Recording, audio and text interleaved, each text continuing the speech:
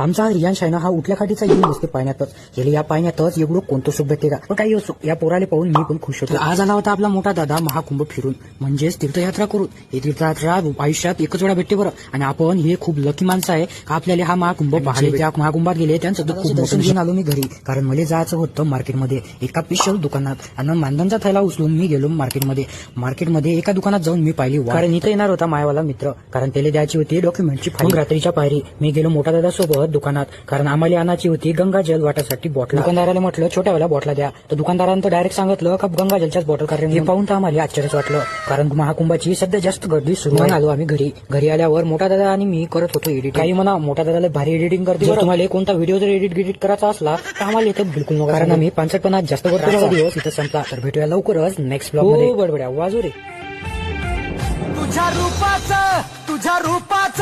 तुझ्या रूपाचं चांदणं